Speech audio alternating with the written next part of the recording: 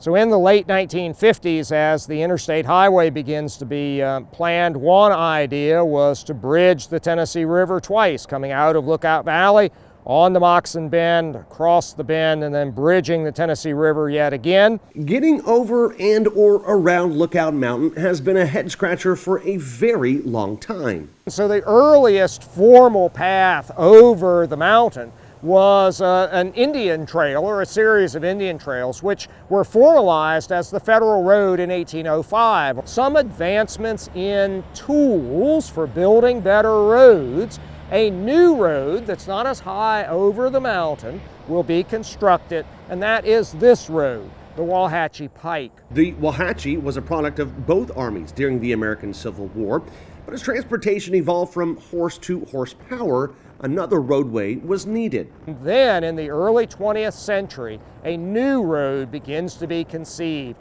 lower down, and what eventually became designated as Cummings Highway. Fun fact about the construction of Cummings Highway at Jonas Bluff, a route thousands of locals and visitors pass each day.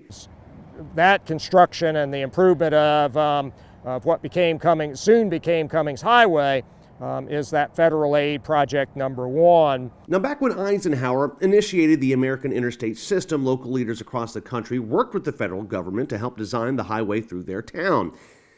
Questionable decisions about those routes were made all across our country, including right here in Chattanooga. But at the same time, Chattanooga has embarked upon one of the largest urban renewal projects in the United States, and clearing more than 1,100 structures from what was then downtown Chattanooga, including the majority of Cameron Hill. There's now a large mound of earth in Chattanooga, and the idea becomes instead to use Cameron Hill to create a shelf in the Tennessee River for Interstate 24. New land was formed on the city's south side.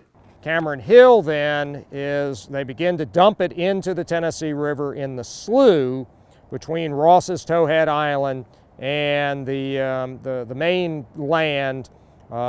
This is just a little bit south of the present junction of 24 and 27 today. Now, you can't just shrink the size of a river. That would affect everything from recreation and animal life to trade and transportation. So a dredger was called up from the Mississippi to compensate for the landfill, carving off as much as 400 feet of the toe, ball, and instep of the moccasin, and mixing that material with water and then pumping it into the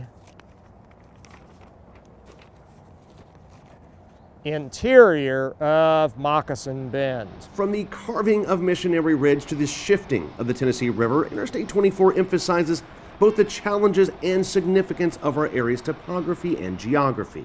This region and the evidence of human occupation on Moccasin Bend as much as 12,000 years ago, and all of these issues with the construction of the railroads in the 1850s, and then the road history here, all of this reflects just how important this region is as that crossroads, that intersection. And Chattanooga has really been that crossroads or intersection, that passageway through the mountains for really all of its time. Really interesting history, and if you're wondering where all that sludge got pumped into, it's at the Blue Blazes Trail on Moccasin Bend, so you can really tell the elevation gains over there because that's what used to be Tennessee River. Very interesting. Thanks for bringing us that story.